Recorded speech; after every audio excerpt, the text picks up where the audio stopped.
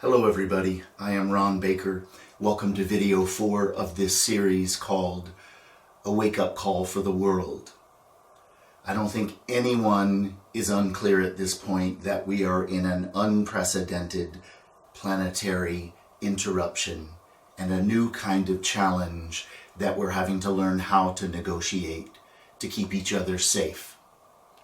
Within all of that, I'll start by saying, since this is video 4 in this series, I hope that you've watched the first 3 videos. If you have not, I strongly encourage that you go back to my website, ronbaker.net, and that you start this series from the beginning, because I add layer by layer, and each video will reference what we've already covered. I also want to say before we begin, the practical tip for today is to make sure that you are reaching out and connecting with at least one other person so that you can share what you're going through, so that you can keep some continuity of life with the people who matter to you. It is way too easy in this time of quarantine, where many of us are alone in our homes or our apartments, that we continue to perhaps focus on for the first time, creating a healthier investment in our relationships. Super important that we not end up becoming isolated and contracted and have a buildup of charged feelings. Sharing what you're going through, connecting, building some mutual support is one of the primary ways that you can prepare for creating a different kind of meaningful experience in your life once we're on the other side of this thing. So with that in place, we jump to a quick review. I have encouraged you to begin evaluating your life. What's been working well? What has not been working well? Then I talked about a wake-up call for self, talking about the 3 levels of self: the child, the adult, and the soul. Talking about the wounding that is so often running the show from the child part of self. The child part that doesn't feel capable, that gets stuck in crisis, saying, I'm unprepared to be able to respond to this challenge. The adult, which can become empowered and fully clear about choices and options and doing things like watching these videos in order to educate self and truly make a difference. And then the soul, which we talked about in the last video, and the practical terms of the soul, where it is the wisest part of ourselves that understands that challenges, even one like this that we're all going through, are actually there to serve us. They are there to create an awakening, always encouraging us to claim more of self, to create meaning, value, and purpose in our lives, and to create connection, intimacy, love of self, and then love of one another. These are the 3 parts of self that we're beginning to negotiate, perhaps for the first time if you've never heard these concepts prior to these videos. It's so great that you're here and so great that you're willing to expand and use your time well while we have more time on our hands. So in this video, I'm calling it a wake-up of agendas or commitments. Agendas or commitments. What is the difference between the 2? Well, if we go to the child and the adult, it's the easiest to be clear. An agenda comes out of the survival part of ourself, the part of ourself that is in fear or shame, and we use an agenda as a goal, but it's a goal motivated out of fear. What do I mean? If I have to have a certain end result, and I cling to it can only be this particular kind of result, then I'm not free. I'm in fear. I have to have this result because I fear something else will take place. I'm going to make that really clear in a minute by sharing a story about my own life. So an agenda is a goal motivated from fear to have to control things to a certain end result. What is a commitment? A commitment comes out of the adult place, the empowered place. A commitment is a goal that says, I'm moving toward an experience that I want to give myself. An experience that matters to me, an experience that's important to me. I'm moving toward that experience, and I am free to be surprised along the way, this or something even better. That is an empowered commitment versus a wounded agenda. When we're in a time of interrupt like we're in, it faces us with a challenge. Particularly when we have challenges, it stirs up the nervous system. I don't know if you will remember from the first video or the second video that the child part of self lives here, the adult part of self lives here, and the soul part of self is more in the upper energy centers. So the child is stirred up and the adult is stirred up. That's the wake-up call. So what happens if we get caught in child agendas versus adult commitments? In order to make that clear, I'm going to share a little bit about my story. I grew up in a home where everybody did the best they knew how. However, my father never said one single thing to me that I can remember. Sure, he said, go mow the grass, or some other order that he would bark. But I'm talking about a conversation. Not one single conversation to find out about me, to get to know me, or to share himself. No real guidance about anything. So out of that, I ended up with a lot of fear and shame. I didn't understand why this man was not willing to invest any time and energy in me. Now, I'm not here to talk about the wounding so much. I'm here to talk about the agendas that came out of that particular experience. It went on for my whole childhood, and some of the agendas, fearful goals, have to create an end result. For me, equaled I have to prove myself. I have to figure out a way to get this man's attention. I so want him to see me, to value me, to be proud of me. And so I went into some agendas. I had to prove, and I did that mostly in my first career. I had the great privilege to perform leading roles in Broadway shows and opera all over the world. I got to do over 60 leading roles. I was at Carnegie Hall, 20 roles at Lincoln Center. I did some Broadway shows. I performed at the Bolshoi in Moscow. Why do I tell you those things? Not to impress you. That's the old agenda. The old agenda was, I have to impress my father and then all my mommy-daddy replacements. I have to prove my worth because my child didn't trust that I mattered, didn't trust that I had value. I hadn't learned how to claim that as the adult. And so my agenda became, I have to get this. I have to win. I have to be seen as impressive.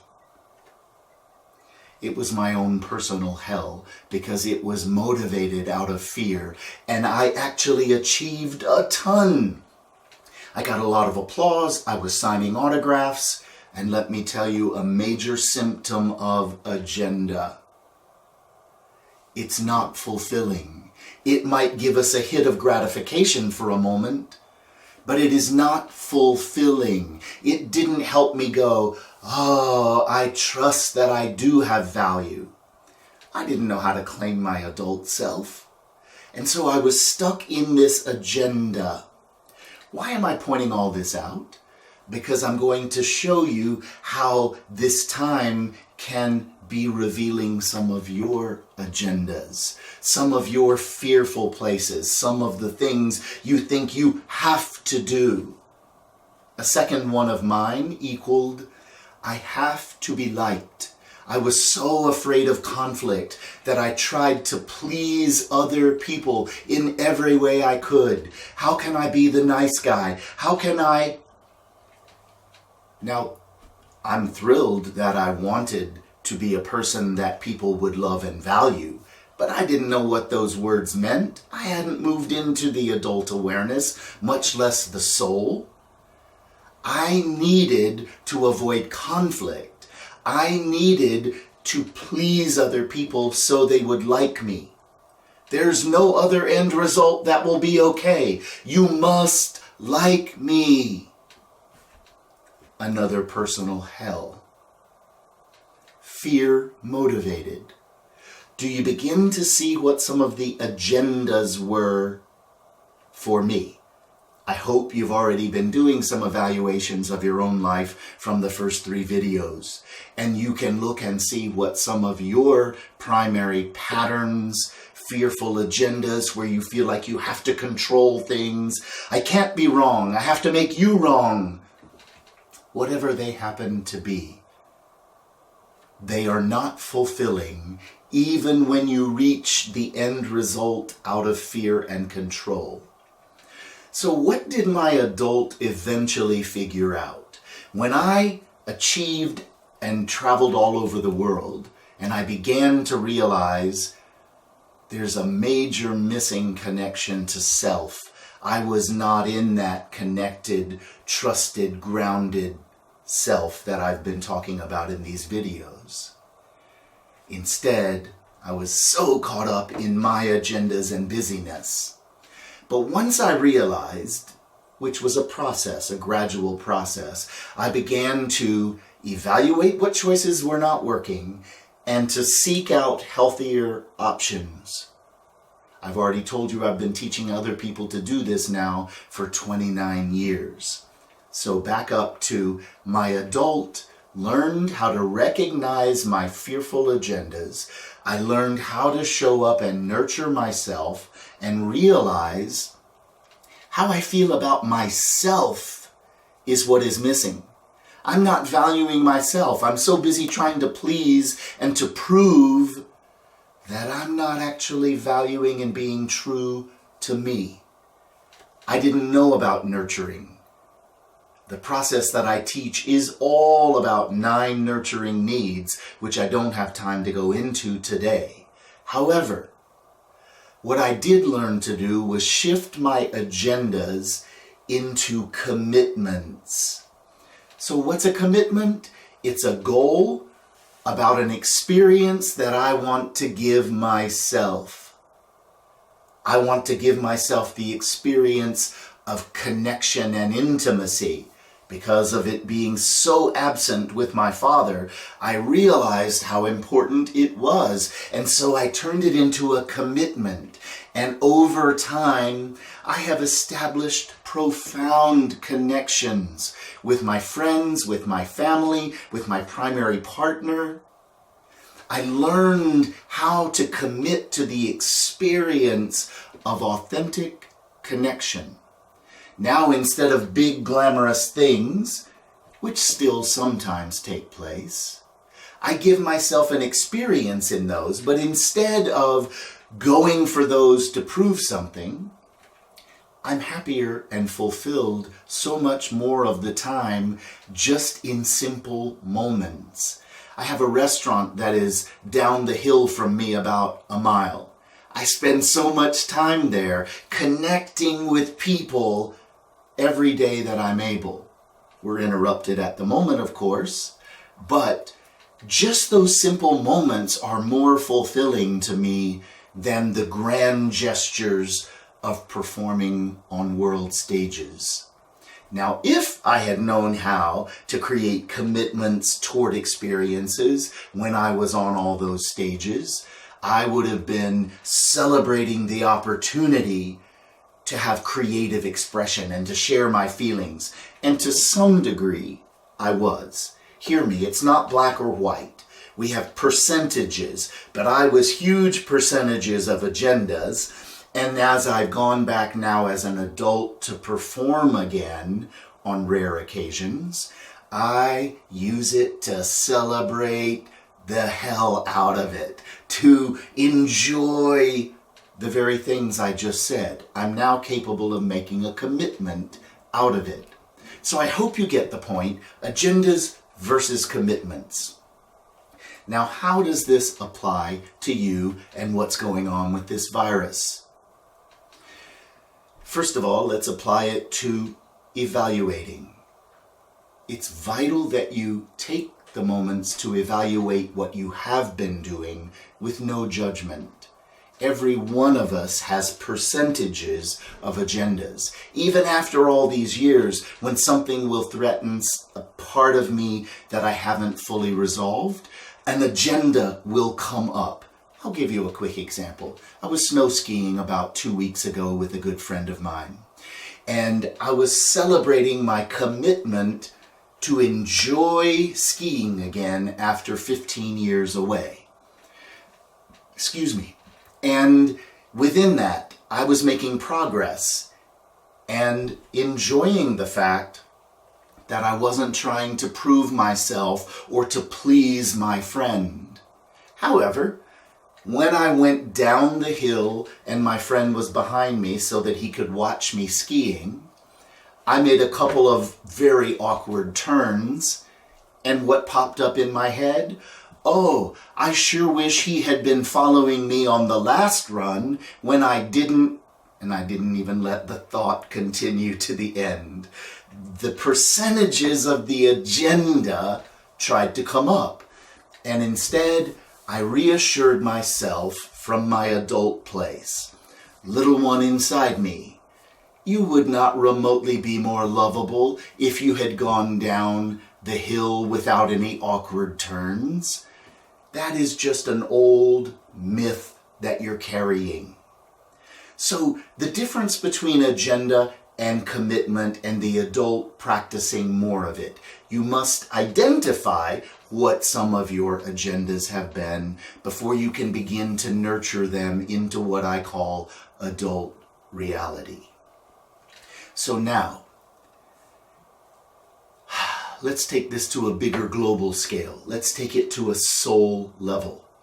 All challenges are there to serve us. All things that happen in our life are there with an opportunity to practice something. What would we practice? Well, I'm committed to developing certain qualities of self. I want to be more flexible and more connected and more consistent. Whatever they happen to be for you, this is a chance to practice commitments rather than some old agendas. What might some of those agendas be? Well, I want to find out who is responsible for this virus, and I want to blame that person, and I want... The child is often caught up in blame and shame because we also have been blaming and shaming ourselves, most likely.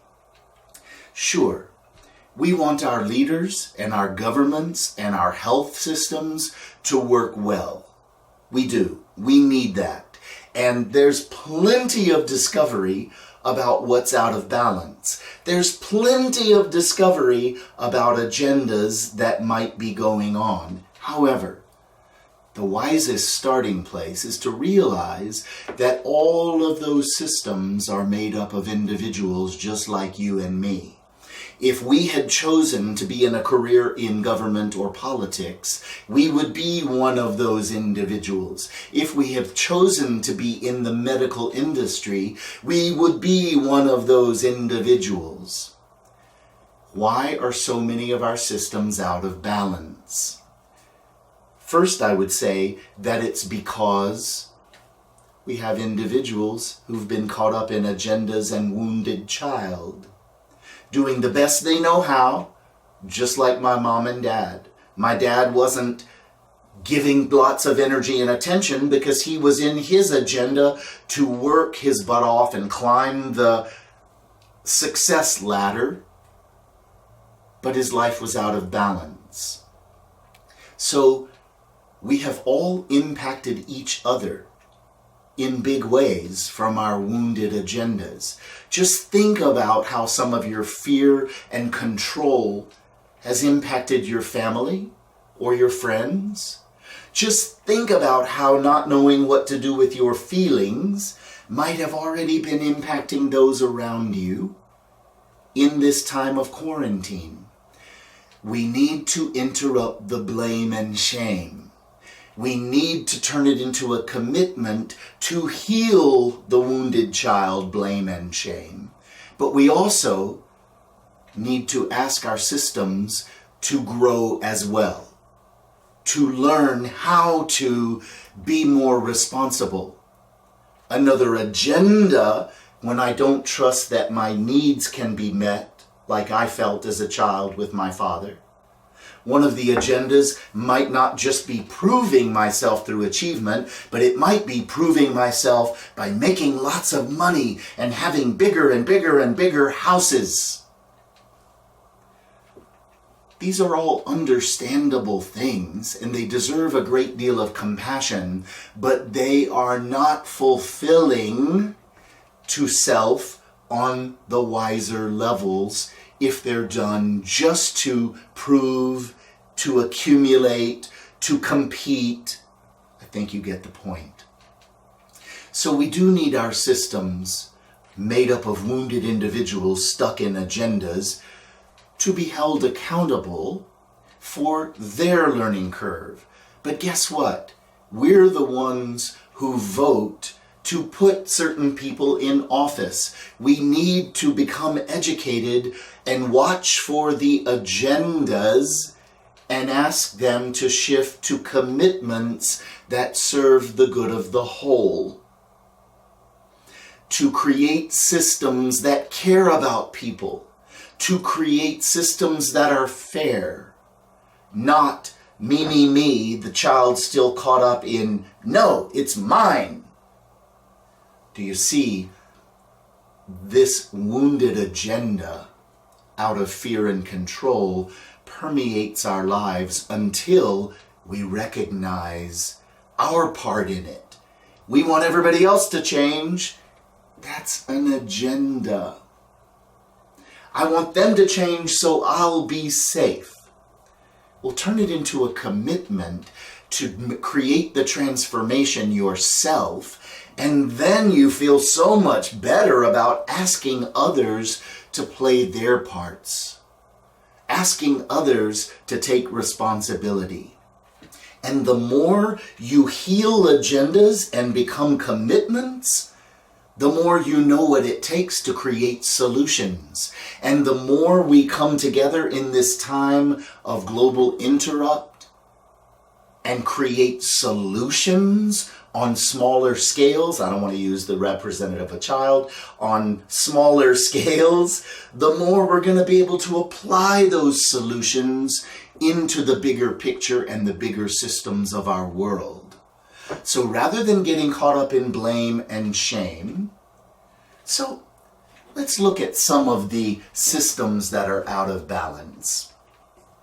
Let's look at the fact that we have been saying, without speaking up, it's okay for you, the systems of our world, to go for faster and less expensive.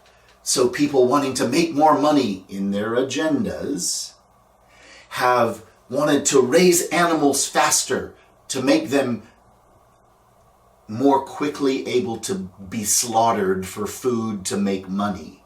And so they feed them all of these hormones.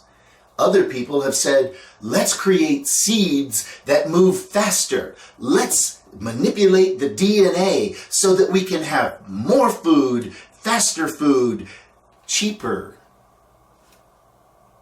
it hasn't in those agendas typically been a commitment to serve the good of the whole as it is to save money. How do we treat employees? Well, let's see how we can take away as many rights as possible. And of course, this is not everyone, but I just want to point out how we have likely all played a part in supporting agendas.